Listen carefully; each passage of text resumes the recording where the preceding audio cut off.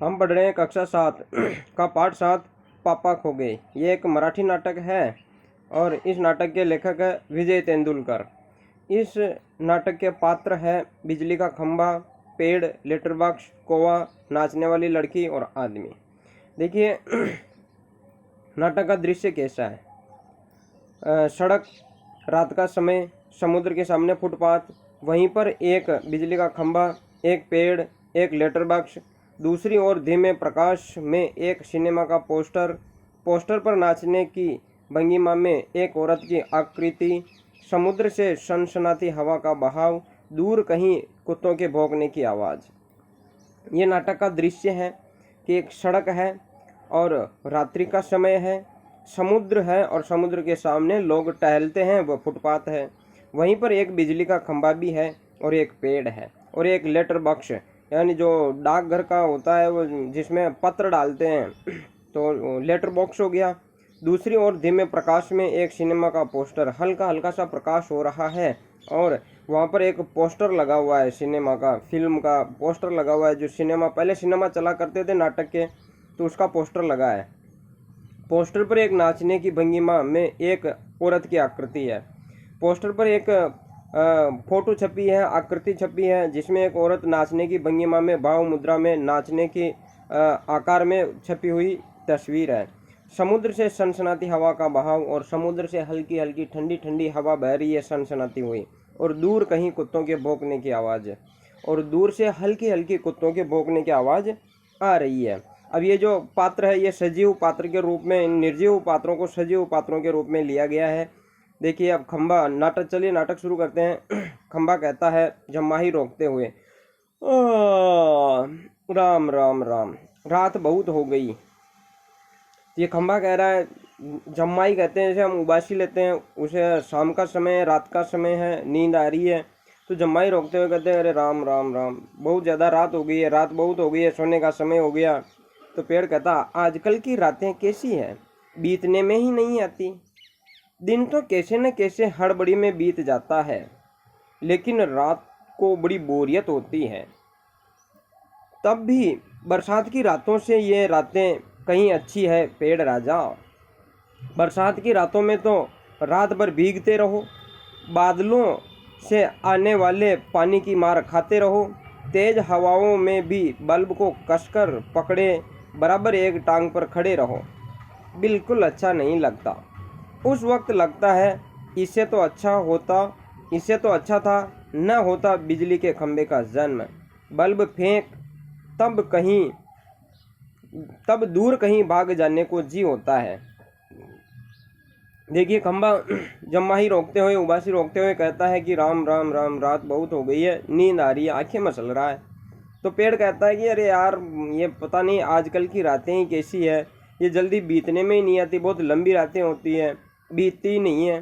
तो इसके जवाब में खंबा कहता है अरे भाई क्या करें यार, दिन भर ये दिन तो कैसे न कैसे हड़बड़ी में बीत ही जाता है। कोई भाग रहा है, कोई दौड़ रहा है, कोई निकल रहा है, कोई क्या, लेकिन रात भर तो बस कैसे बीतती है, रात तो बीतती ही नहीं है। हाँ यार भाई, खंबे भाई, रात तो बीतती नहीं है, रात बड़ी बोरियत होती है।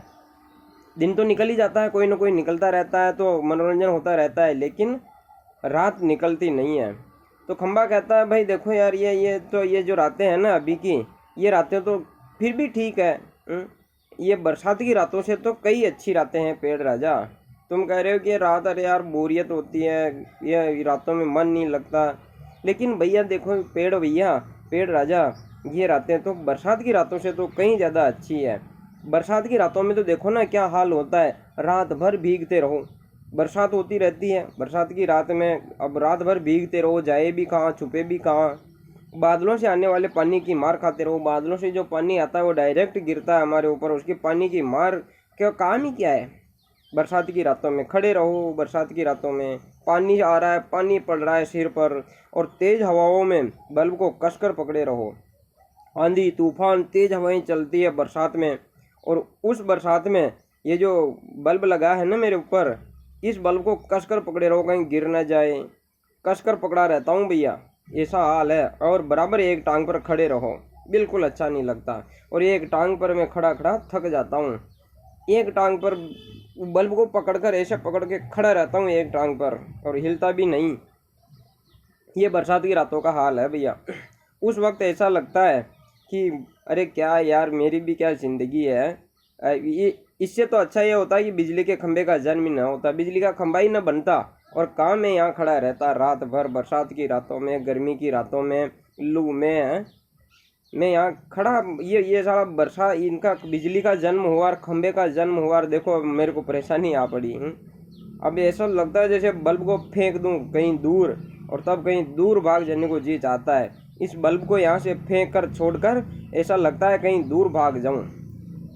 तो ये बिजली का खंभा कह रहा है, ये नाटक का दृश्य है, इधर लेटर बॉक्स है, ये बल्क है, ये नाचने की भंगिया में पोस्टर लगा है, ये खंभा है। अब ये खंभे ये बात कर रहे हैं, निर्जीव वस्तुएं, लेटर बॉक्स है, ये काल्पनिक है, जैसे कवि के सामने सब कुछ बोलता है।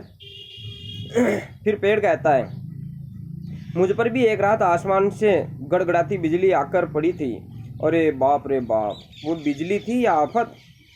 याद आते ही अब भी दिल धक धक करने लगता है। और बिजली जहाँ गिरी थी वहाँ खड्डा कितना गहरा पड़ गया था खंबे महाराज।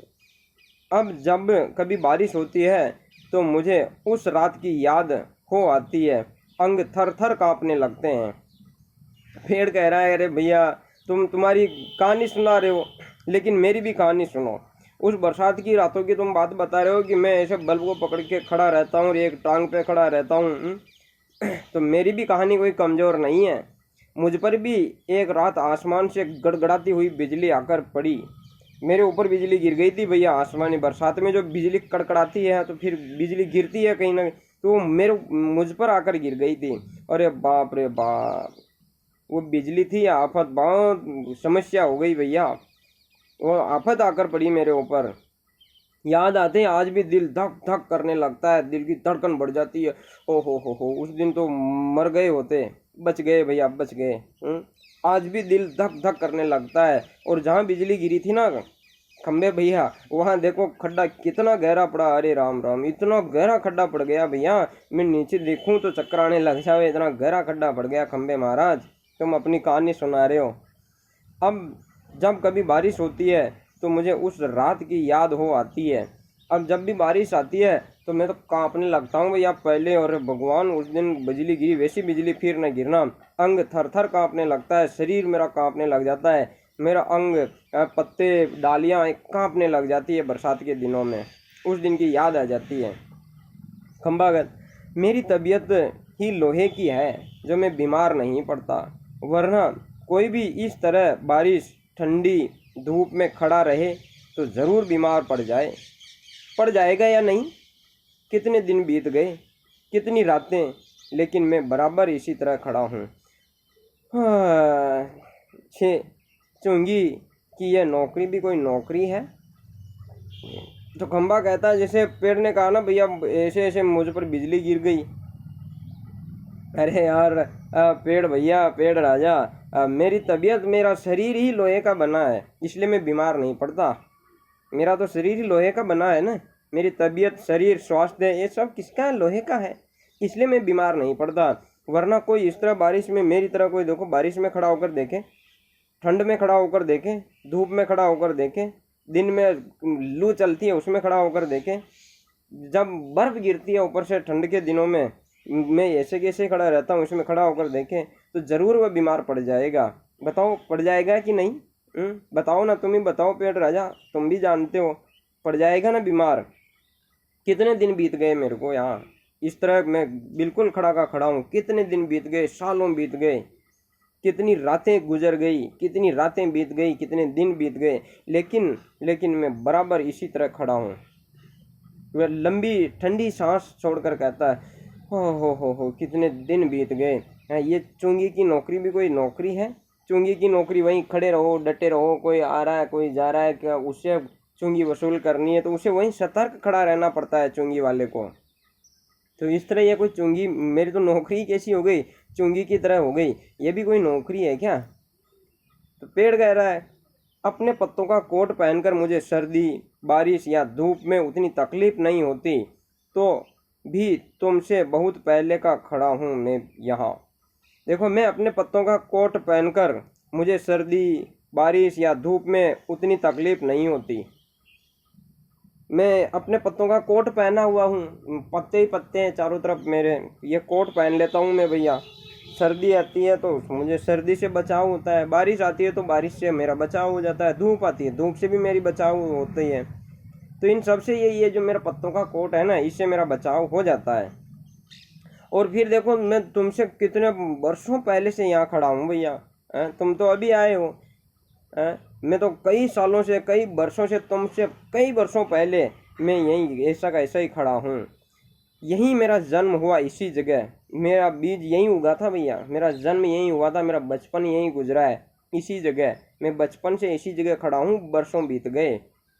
तब तब सब कुछ कितना, और जब मैं छोटा था ना, तब सब कुछ कितना अलग था, कितना अलग था। अब कितना बदलाव आ चुका है। वहाँ के वे सब ऊंचे ऊंचे घर नहीं थे तब, यह सड़क भी नहीं थी, वह सिनेमा का बड़ा पोस्टर और उसमें नाचने वाली औरत भी तब नहीं थी। जब मैं छोटा था ना, देखो तब कुछ माहौल ही अलग था। और अब कितना बदल चुका है। ये जो देखो, बड़ी बड़ी मंजिलें बन गई, ये सामने बड़े बड़े घर बन गए भैया। जब मैं यहाँ उगा था ना, जब मैं यहाँ पैदा हुआ, छोटा था, बड़ा हुआ, तब ये सब कुछ नहीं थे। यहाँ ये सड़क भी नहीं थी, ये सड़क बाद में बनी है, मेरे आंखों के सामने बनी है, मेरे देखते देखते बनी है। ये जो सामने सिनेमा चलता है ना, नाटक का, इस देखो सिनेमा का पोस्टर लगा है, इस पर ये नाचने वाली औरत की तस्वीर छपी है। ये भी उस समय नहीं थे। सिर्फ सामने का यह समुद्र था, बहुत अकेलापन महसूस होता था। और कुछ नहीं था भैया, ये केवल समुद्र था। समुद्र हिलोरे लेता था और मैं था केवल।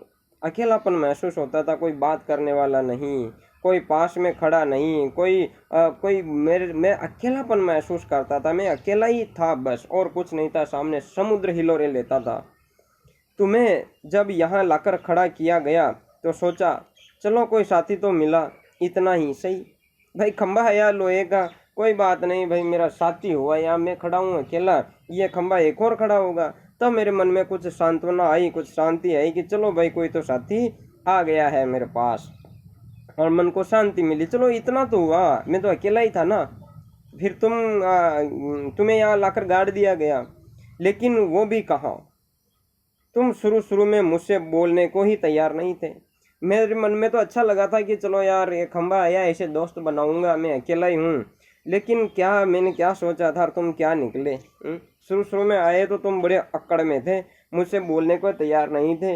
मैं कहा कर, अरे खंबे भैया, वो तुम मुंह फेर के उधर यूं खड़े रहते थे अकड़ में, बोलते ही नहीं थे। मैंने बहुत बार कोशिश की, पर तुम्हारी अकड़ जहाँ थी वहीं कायम। मैंने कई बार तुमसे बोलने की कोशिश की, मगर तुम तो बोलने को राजी नहीं हुए। जहाँ तुम्हारी अकड़ थी वो वहीं की वहीं कायम, वहीं की वहीं बरकरार रही, तुमने अकड़ कमी नहीं की। बाद में मैंने भी सोच लिया, इसकी नाक इतनी ऊंची है तो रहने दो। तो फिर पेड़ कह रहा है भैया, फिर मैंने भी सोच लिया यार, मैं बार बार गुजारिश क्यों करूं, ये बोलता ही नहीं है। मैं कहता हूँ, अरे खंबे भैया, अरे खंबे भैया, क्या हाल है तुम्हारे। बोलता ही नहीं है खंबा, तो चलो रहने दो साले को, कितने दिन ऐसे रहेगा।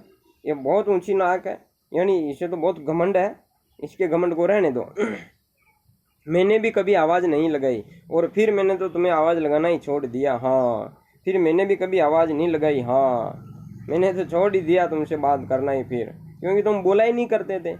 अपना भी स्वभाव जरा ऐसा ही है भैया। हाँ, हम भी देखो, जो अकड़ से रहता है ना, उसके साथ हम भी ऐसे ही रहते हैं भैया। हमारा भी स्वभाव जरा ऐसा ही है। हम ज़्यादा किसी की खुशामद नहीं करते, ज़्यादा किसी के पीछे पीछे नहीं घूमते, ज़्यादा किसी के पीछे नहीं पड़ते। खंबा कहता है। और एक दिन जब आंधी पानी में मैं बिल्कुल तुम्हारे ऊपर ही आ पड़ा है। भाई देखो, मैं मुझ में कितनी अकड़ थी, लेकिन एक दिन मेरी सारी अकड़ जाती रही। एक दिन बरसात हुई, आंधी आई, पानी आया, और फिर मेरे तो पाँव ही छूट गई, नीचे से ढीला हो गया और तुम्हारे ऊपर आकर गिर पड़ा। बाप रे, कैसा था वो आंधी तूफान। अब वो पेड़ कहता, अरे बाप रे बाप, उस दिन जो वो आंधी तूफान आया, बड़ा जोरदार था भाई। वो आंधी तूफान बड़ा जोरदार था, बाप रे। उस दिन का आंधी तूफान तो याद ही नहीं आवे, इतना जोरदार था। तुम खड़े थे इसलिए मैं कुछ संभल गया। हाँ, तुमने मुझे ऊपर का ऊपर झेल लिया, वह अच्छा हुआ, चाहे तुम खुद काफ़ी जख्मी हो गए, बाद में मेरा गुरूर भी झड़ गया और अपनी दोस्ती हो गई। तो पेड़ कह रहा, बाप रे, उस दिन की तो भैया याद ही मत दिला तू, बड़ा खतरनाक तूफान आया था, बड़ा ज़बरदस्त तूफान आया था। तो फिर खंबा कहता है, अरे भैया तुम तो वैसे के वैसे ही खड़े थे, ज़्यादा नुकसान तो मेरा हुआ, तुम तो वैसे के वैसे ही खड़े थे, मैं तुम्हारे ऊपर गिर गया, तुम खड़े थे ना इसलिए मैं कुछ संभल गया, तुम्हारे ऊपर आकर टिक गया, नहीं तो मैं तो चकनाचूर हो जाता नीचे गिरकर। तुम खड़े थे इसलिए मैं संभल गया, तुम खड़े थे इसलिए मैं कुछ संभल गया। हाँ, तुमने मुझे ऊपर का ऊपर झेल लिया, नहीं तो मैं नीचे गिरकर टूट गया होता, चकनाचूर हो गया होता। वह अच्छा हुआ, तुमने मुझे ऊपर का ऊपर झेल लिया ना, इसलिए मैं बच गया, इसलिए वो काम बढ़िया हुआ कि तुमने मुझे झेल लिया, नहीं तो गिरकर मैं नष्ट हो जाता। चाहे तुम खुद काफ़ी जख्मी हो गए, तुम्हें भी चोट लगी भैया, तुम्हारी एक डाली टूट गई, तुम्हें चोट लगी, लेकिन तुमने मुझे गिरने नहीं दिया, तुमने मेरे ऊपर उपकार किया है। और बाद में मेरा गुरूर भी झड़ गया, बाद में मेरा घमंड भी टूट गया, झड़ गया, गिर गया, मेरा घमंड दूर हो गया और फिर अपनी दोस्ती हो गई। अरे पेड़ भैया, तुमने मेरी जान बचा ली। हवा आज भी बहुत है। तो पेड़ कहता है, उस दिन का वो मुझे आज भी याद है भैया, उस दिन तुम मारे गए होते, लेकिन देखो ना आज भी तो हवा कितनी चल रही है, आज भी हवा ठीक खूब चल रही है हवा। दोनों चुप हो गए, हवा की आवाज़, हवा चल रही है केवल, और कुछ नहीं। दोनों बातें कर रहे थे, दोनों चुप हो गए। कुत्ते का भौंकना, कुत्ता भी भौंक रहा है। पोस्टर पर बनी नाचने वाली औरत टेढ़ी हो जाती है, हवा चल रही है ना, तो पोस्टर ही हिल गया, पोस्टर टेढ़ा हो गया। उसके घुंघरू बजते हैं, वह फिर पहले की तरह स्थिर हो जाती है। लेटर बॉक्स किसी दोहे का एक चरण गुनगुनाता है और रुक जाता है। अब देखिए आगे क्या हो रहा है। जैसे दोनों बातें कर रहे थे, दोनों चुप हो गए, फिर हवा की आवाज़ आ रही है, हवा चल रही है, हवा चल रही है, कुत्ते भौंक रहे हैं, और पोस्टर हवा से, वो जो पोस्टर था वो हवा से हिल रहा है, टेढ़ा हो गया। तो ऐसा लगा जैसे उसके टेढ़ी हुई ना, तो वो नाच रही है, उसके घुंघरू बजे, और फिर से वो पोस्टर सीधा हो गया तो स्थिर हो गई। लेटर बॉक्स, जो लेटर बॉक्स है वह किसी दोहे का चरण गुनगुनाता है। अंदर ही अंदर क्या कर रहा है, वो किसी का लेटर पढ़ रहा है, लेटर का चरण गुनगुना रहा। चरण यानी जो लेटर के वो जो उसमें लिखा गया दोहा, दोहे की प्रथम लाइन, दोहे की प्रथम लाइन को चरण कहते हैं। पहली लाइन, दूसरी लाइन, तीसरी लाइन, 4 लाइनें होती है, इस तरह 4 चरण होते हैं। तो वो एक दोहे का पहला चरण गुनगुनाया, इतने में को पेड़ के पीछे से झांक कर ऐसे पीछे से देखकर बोलता, कौन है जो रात के वक्त इतनी मीठी आवाज़ें लगाकर मेरी नींद खराब करता है, ज़रा भर चैन नहीं। लेटर बॉक्स गारान है, एक दोहे का चरण गुनगुना रहा है, रात को गा रहा है। तो पेड़ कोए को नींद आ रही थी, तो पेड़ के पीछे झांक कर कहता है, अरे भाई ये कौन है रे, कौन है, मेरे को सोने नहीं दे रहा, साला है कौन ये? इतनी रात को कौन इतनी मीठी मीठी आवाज़ में गाकर मेरी नींद खराब कर रहा है, मीठी मीठी आवाज़ में गा रहा है, इसे ज़रा भी चैन नहीं है, इसे नींद नहीं आती, मुझे तो नींद आ रही है, मेरी नींद खराब कर रहा है। तो लेटर बॉक्स कहता है, मीठी आवाज़ में नहीं गाएं तो क्या इस कोए जैसी कर्कश काऊ काऊ करे, कहता है ज़रा भर भी चैन नहीं, ज़रा भर भी चैन नहीं। तो लेटर बॉक्स कहता है, अरे ये कोआ सड़ा, ये अब मीठी आवाज़ में नहीं गाऊं तो क्या तेरी तरह काऊ काऊ करूं, जो लोगों को अच्छा नहीं लगता, बिल्कुल ही बुरा लगता है तू। मीठी आवाज़ इसे अच्छी नहीं लगती कोए को, इसे तो ये काऊ काऊ ही अच्छी लगती है। मीठी आवाज़ में नहीं गाएं तो क्या इस कोए की तरह कर्कश आवाज़ में काऊ काऊ करूं क्या, कहता है ज़रा भर भी चैन नहीं, ज़रा भर भी चैन नहीं। ताला ऊपर बैठा बैठा कर रहा है, पेट में हाथ डालकर एक पत्र निकालता है, जहाँ से लेटर बॉक्स में लेटर डाले जाते हैं, वहाँ से वो हाथ डालकर एक पत्र और निकालता है, धीरे से जीभ को लगाकर खोलता है, ऐसे जीभ अंगुली पे लगाकर पत्र को खोलता है, उसमें से कागज़ निकालकर रोशनी में पढ़ने लगता है। यह किसकी चिट्ठी आकर पड़ी है हेडमास्टर? ठीक है, क्या कहता है? श्रीमान श्रीयुत गोविंद राव जी, आपका लड़का परीक्षित पढ़ाई में काफ़ी कमज़ोर है, क्लास में उसका ध्यान पढ़ाई में बिल्कुल नहीं रहता, इसकी बजाय उसे क्लास से गायब रहकर बंटे खेलना ज़्यादा अच्छा लगता है। आप एक बार खुद आकर मुझसे मिलिए। देखिए वह लेटर बॉक्स एक दूसरा पत्र निकाल कर पढ़ने लगा और देखता है यार ये पत्र किसका है। तो उस पत्र में लिखा था हेड मास्टर है, ये तो ठीक है, पर कहता क्या है, श्रीमान श्रीयुत गोविंद राव जी, ये लिखा था। और फिर वो पढ़ रहा आगे क्या लिखा है, आपका लड़का परीक्षित पढ़ाई में कमज़ोर है। अच्छा ये उनके लड़के के बारे में लिखा है, परीक्षित के बारे में लिखा है। ये पढ़ता नहीं है, पढ़ाई में कमज़ोर है, क्लास में उसका ध्यान बिल्कुल भी नहीं रहता। जब क्लास में पढ़ा रहे होते हैं गुरुजी तो उसका ध्यान क्लास में रहता ही नहीं है, पढ़ने में रहता ही नहीं है। इसके बजाय वह क्लास से गायब होकर बंटे खेलना उसे ज़्यादा अच्छा लगता है। वह पढ़ने के बजाय तो क्लास से भाग जाता है और बाहर जाकर खेलने में वो व्यस्त रहता है। आप एक बार खुद आकर मुझसे मिलिए। अरे भाई साहब आप आकर मुझसे मिलो, उसकी शिकायत है वो पढ़ता ही नहीं है, कक्षा में उपस्थित ही नहीं रहता, कक्षा से भाग जाता है, बाहर जाकर खेलता है। परीक्षित के पापा हेड मास्टर से मिल भी लेंगे तो क्या हो जाएगा भाई, परीक्षित के पापा जाएंगे हेड मास्टर से मिल लेंगे तो क्या हो जाएगा। स्कूल में बच्चे पढ़े नहीं, क्लास से गायब रहकर बंटे खेलते रहे, इसका क्या मतलब। फीस के पैसे क्यों फोकट में आते हैं। देखिए फिर वो लेटर बॉक्स खुद ही कह रहा है, खुद ही बात कर रहा है कि भाई अरे यार ये परीक्षित का पापा आकर मिल लेगा उसे तो क्या हो जाएगा, क्या करेगा, क्या कर लेगा। स्कूल में बच्चे नहीं पढ़े, क्लास से गायब रहकर बाहर जाकर बंटे खेलते रहे, इसका क्या मतलब। फीस के पैसे क्या फोकट में आते हैं, भाई फीस भर रहे हैं उसके पापा, तो क्या ये जो फीस के पैसे ये फोकट में आ रहे हैं क्या। सभी पापा लोग ऑफिस में इतना काम करते हैं तब जाकर कहीं मिलते हैं ये पैसे। भाई सबके पापा ऑफिसों में, कोई पता नहीं खेत में कोई काम मजदूरी करता है, जाकर काम करते हैं तब जाकर इनको ये पैसे मिलते हैं और फिर ये इन बच्चों की फीस भरते हैं। उन्हें ये बच्चे फोकट के समझे आखिर क्यों। भाई उन पैसों को ये बच्चे अपने पापा के द्वारा कमाए गए इन पैसों को ये बच्चे फोकट के समझ रहे हैं। अरे ऐसा क्यों हो रहा है भाई, लेटर बॉक्स खुद इस बात कर रहा है। छी, मुझे हेड मास्टर होना चाहिए था। पर परीक्षित के होश तब मैं अच्छी तरह ठिकाने लगा था। परीक्षित पढ़ता नहीं है, अरे साला ये कैसा लड़का है। और हेड मास्टर कह रहा है कि पापा को आकर मिले, पापा मुझसे आकर मिले, पत्र लिखा। अरे आप भाई साहब आप आकर मिलो, आपका बच्चा पढ़ता नहीं है।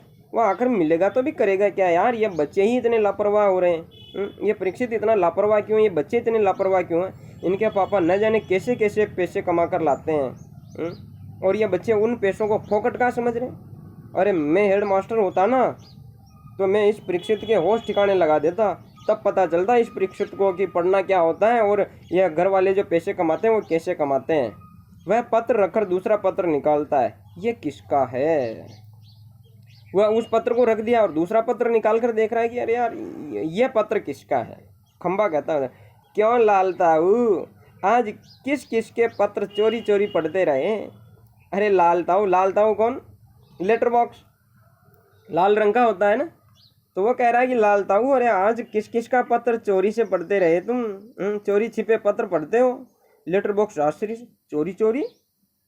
चोरी किस लिए भाई, सभी चिट्ठियां तो मेरे ही कब्जे में होती है, अच्छी तरह रोज रोज पढ़ता हूँ। वो कह रहा है चोरी से, लेटर बॉक्स खंबे को जवाब दे रहा, चोरी से क्यों भाई, चोरी किस लिए, किस बात की चोरी, मेरे को काहे की चोरी है। सभी चिट्ठियां तो मेरे कब्जे में होती है, मेरे पेट में पड़ी रहती है, सब चिट्ठियां मेरी है, सब अपने कब्जे में ही रहती है और अच्छी तरह रोज रोज पढ़ता हूँ मैं, चोरी से नहीं पढ़ता, चोरी छुपे नहीं पढ़ता, मैं अच्छी तरह से रोज ही पढ़ता हूँ। पेड़ कहता है कब्जे में होने का मतलब यह तो नहीं लालताऊ कि लोगों की चिट्ठियां फाड़ फाड़ कर पढ़ते रहो।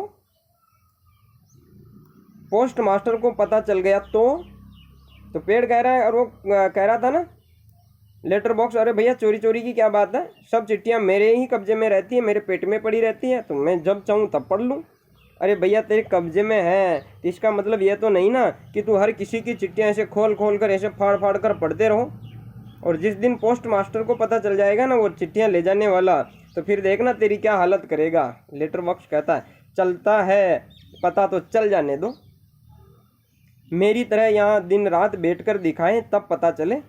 अरे उस पोस्ट मास्टर को पता चलता है तो चल जाने दो ना, मैं तो पढ़ता रहूँगा चिट्ठियाँ, मैं तो पढ़ूंगा भैया, उसे पता चलता है तो चल जाने दो, क्या कर लेगा मेरा, क्या करेगा। है। मैं जब यहाँ बैठा रहता हूँ ना, दिन रात यहाँ का यहाँ बैठा रहता हूँ, कहीं हिलता डुलता नहीं। सब कोई पत्र डालने वाला आता है, उस सब के पत्र में रात में, दिन में, गर्मी में, सब हर जगह एक्सेप्ट करता हूँ। यहाँ बैठकर दिखाए वो पोस्ट मास्टर मेरी तरह मेहनत करके दिखाए। परसों वह पोस्टमैन मेरे पेट में से चिट्ठियाँ, देखो परसों की बात बता रहा हूँ मैं तुम्हें, परसों वह जो पोस्ट मास्टर आया ना, मेरे पेट में से चिट्ठियाँ निकाल रहा था, मेरे पेट में पड़ी चिट्ठियाँ निकाल रहा था, और मुझे इतनी लंबी जमाई आई कि रोक नहीं पाई। यानी जमाई नहीं उबासी, इतनी ज़ोरदार जमाई आई कि मैं रोक ही नहीं पाया। और जमाई लेता है, फिर वह लेकर दिखाता है, वह देखता ही रह गया। चिट्ठियों का बंडल बनाकर जल्दी जल्दी चलता बना वह। देखो भैया, मेरे को इतनी जमाई आ रही थी, नींद आ रही थी, और उसने तो मेरे पेट में हाथ रुका भी नहीं हो कि अरे भाई इसको जमाई आ रही तो भाई जमाई लेने दूँ, इसे उबासी आ रही है लेने दूँ, अच्छा यार नींद आ रही है इसे सोने दूँ ना, अभी क्या है? नहीं भैया, वो है ना, वो इतना स्वार्थी है, उसने तुरंत चिट्ठियाँ लगाई, चिट्ठियाँ निकाली मेरे पेट में से और बंडल बनाकर जल्दी जल्दी चला गया। उसने मेरे बारे में कुछ नहीं सोचा। मुझे नींद आ रही थी, मुझे जमाई आ रही थी, लेकिन फिर भी वह रुका नहीं। लेकिन यह लेटर बॉक्स, इसे इतनी बोरियत होती एक जगह बैठे बैठे। मैं कहता हूँ 4 चिट्ठियाँ मन बहलाने के लिए पढ़ भी ले तो क्या हो गया। भैया ये जो लेटर बॉक्स है ना, ये देखो, ये यहीं का यहीं रहता है, ये कहीं जाता नहीं। और भैया आप कह रहे हो यार चिट्ठियाँ पढ़ रहे हो चोरी चोरी, हैं? मुझे देखो इतनी बोरियत होती है, मैं अगर 2-4 चिट्ठियाँ पढ़ भी लूँ मन बहलाने के लिए, मनोरंजन के लिए, तो इसमें क्या हो गया यार? तुम्हारे इतनी मिर्ची क्यों लग रही है? मैं 2-4 चिट्ठियाँ पढ़ लूँ तो इसमें कौन सी बड़ी बात हो गई भाई? तो पेड़ कहता है, लेकिन चिट्ठी जिसे लिखी गई हो लाल ताऊ, उसे ही पढ़नी चाहिए, वह प्राइवेट होती है, प्राइवेट। पेड़ कह रहा है, अरे भैया लाल ताऊ तुम पढ़ लेते हो यार, क्या मतलब है? चिट्ठी जिसे लिखी गई हो, जिसके द्वारा जिसको भेजने के लिए लिखी गई हो कि वह वही पढ़े, उसे ही पढ़नी चाहिए भैया, वो प्राइवेट होती है, गुप्त होती है, गुप्त। चिट्ठियाँ गुप्त होती है, उसके अलावा कोई और किसी को नहीं पढ़नी चाहिए, केवल उसे ही पढ़नी चाहिए। लेटर बॉक्स कह रहा है, मैं कहाँ किसी की चिट्ठी पास रख लेता हूँ, जिसकी होती है उसे मिल ही जाती है। किसी की गुप्त बातें मैं कब बाहर निकालने देता हूँ, कब बाहर निकलने देता हूँ, वह मुझ तक ही रहती है, इसलिए तो मुझे अपना बहुत महत्व लगता है। देखो लेटर बॉक्स क्या कह रहा है, अरे भैया लाल, मैं पेड़ भैया, मैं देखो किसकी चिट्ठियाँ अपने पास थोड़ी रखता हूँ यार, मैं केवल पढ़कर वापस छोड़ देता हूँ। इसमें वापस चिट्ठियाँ तो जिसके पास जानी होती है चली ही जाती है, जिसके लिए लिखी गई है उसके पास पहुँच ही जाती है, मैं पढ़कर छोड़ देता हूँ। मैं कौन सा अपनी जेब में रख लेता हूँ, अरे भैया ये चिट्ठी कितनी सुंदर लिखी है, मैं अपने पास ही रख लूँ? ऐसा तो होता नहीं है, मैं अपने पास थोड़ी रखता हूँ, जिसके लिए लिखी होती है उसके पास पहुँच ही जाती है, उसको मिल ही जाती है। और किसी की गुप्त बातें मैं कब बाहर निकलने देता हूँ? भैया किसी की गुप्त बात मैंने पढ़ भी ली ना चिट्ठी में, चिट्ठी की बात, तो मैं किसी को कहूँगा थोड़ी, मैं ऐसा थोड़ी है कि वो उसकी अफवाह उड़ा दूंगा पूरे नगर भर में, पूरे शहर में। मैं तो पढ़कर केवल अपने मन में लॉक कर देता हूँ, बात को पढ़कर अपने मन में रख लेता हूँ, किसी को कहता नहीं उसकी गुप्त बातें, किसी के पास ऐसे फैलाता नहीं, वह मुझ तक ही रहती है, केवल मेरे मन में ही रहती है। इसलिए तो मुझे अपना महत्व बहुत लगता है, इसलिए ही मुझे अपना बहुत ज़्यादा महत्व लगता है कि मैं बहुत ज़्यादा महत्वपूर्ण हूँ, क्योंकि किसी की बातें इधर उधर नहीं करता। कोई आ रहा लगता है, पेड़ कह रहा, अरे अरे चुप हो जाओ, कोई आ रहा भैया, कोई आ रहा है। सब चुप हो जाते हैं। पोस्टर पर बनी नाचने वाली का संतुलन फिर बिगड़ता है, हवा चल रही है, फिर पहले की तरह स्थिर और स्तब्ध हो जाती है। तेज हवा की भनभनाहट, भिखारी जैसा कोई आदमी आता है, उसके कंधे पर कोई सोई हुई एक लड़की है। देखो सब चुप हो जाते हैं, अरे रुको रुको भाई, कोई आ रहा है, चुप हो जाओ, चुप हो जाओ। और पोस्टर पर बनी वो जो नाचने वाली लड़की का तस्वीर थी, उसकी फोटो थी, उसका संतुलन फिर बिगड़ जाता है हवा के कारण, और फिर पहले की तरह स्तब्ध हो जाती है, बिल्कुल स्तब्ध, सीधी हो जाती है, एकदम तन जाती है, स्थिर हो जाती है, क्योंकि वो पर्दा वापस ठीक हो जाता है। तेज हवा की बनबनाहट, फिर से ऐसे तेज हवा चल रही है, और भिखारी की तरह का कोई आदमी आता है, और उसके कंधे पर एक सोई हुई लड़की है। एक सोई हुई लड़की उसके कंधे पर थी, और भिखारी की तरह कोई आदमी आता है। आदमी, मैं बच्चे उठाने वाला हूँ, दूसरा कोई काम करने की मेरी इच्छा नहीं होती। अभी थोड़ी देर पहले एक घर से ये लड़की उठाई है मैंने, गहरी नींद में सो रही थी, तब तक उठी नहीं है, अब तक उठी नहीं है, उठेगी भी नहीं। मैंने इसे थोड़ी बेहोशी की दवा जो दी है, अब मुझे लगी है भूख। दिन भर कुछ खाने का वक्त ही नहीं मिला। पेट में जैसे चूहे दौड़ रहे हैं। तो ऐसा किया जाए, इसे यहीं लेटाकर अपने जरा कुछ खाने की तलाश करें, देखें कुछ मिल जाए तो। इतनी रात गए यहाँ, इस वक्त अब किसी का आना मुमकिन नहीं। देखिए तो वह आदमी आया और वो बड़बड़ा रहा है ऐसे ही मन में ही, अरे भाई मैं तो बस बच्चों को उठाने वाला हूँ और कोई दूसरा काम करने की मेरी इच्छा होती ही नहीं है, दूसरा काम तो मुझे भाता ही नहीं है। अभी थोड़ी देर पहले देखो, ये जो मेरे कंधे पर सोई है ना, इस लड़की को मैंने उठाया, गहरी नींद में सो रही थी भैया, इसलिए मैं इसे उठा लाया और अब तक उठी भी नहीं है। ये लड़की सो ही रही है और उठेगी भी कैसे? उठेगी तो नहीं है, अब उठेगी ही नहीं, कैसे उठेगी? क्योंकि इस लड़की को मैंने बेहोशी की दवा दे दी है, तो अब ये बेहोश है, उठेगी कैसे? नहीं उठ सकती। अब मुझे भाई भूख लगी है, अरे यार पूरा दिन निकल गया है, दिन भर कुछ खाने का वक्त ही नहीं मिला, कुछ खाने का टाइम ही नहीं मिला मेरे को। तो मैं इधर उधर बच्चे ढूंढता रहा यार, तलाश में था किस बच्चे को उठाऊं, कैसे उठाऊं। इधर तो आदमी है, इधर तो कोई आदमी निकल रहा है, कैसे उठाऊं। लेकिन जैसे ही मुझे मौका मिला और इस लड़की को उठा लाया। अब तो यार भूख लग रही है, पूरा दिन निकल गया, पेट में चूहे दौड़ रहे हैं, ऐसा लग रहा है जैसे पेट में चूहे दौड़ रहे हैं। तो क्या करें? अच्छा ऐसा करते हैं, तो ऐसा किया जाए, इसे यहीं लेटा कर, इस लड़की को मैं यहीं लिटा देता हूँ। इधर कोई तो है ही नहीं, कोई आदमी नहीं है भाई, तो मैं इस लड़की को यहीं लिटा देता हूँ और ज़रा कुछ खाने की तलाश करता हूँ, कुछ ढूंढता हूँ इधर उधर, कुछ खाने को मिल जाए तो, देखें कुछ मिल जाए तो। इतनी रात गए यहाँ, इस वक्त अब किसी का आना मुमकिन नहीं है, तो मैं इस लड़की को यहीं लिटा देता हूँ। कोई आएगा तो है ही नहीं, रात हो गई भाई, कोई आए तो फिर भी शंका करे लोग कि यार ये लड़की यहाँ से कैसे सो रही है अकेली। तो इधर इतनी रात गए, कोई आएगा ही नहीं, तो मैं इस लड़की को यहीं छोड़कर खाने की तलाश में निकलता हूँ। धन्यवाद, इससे आगे हम कल पढ़ेंगे।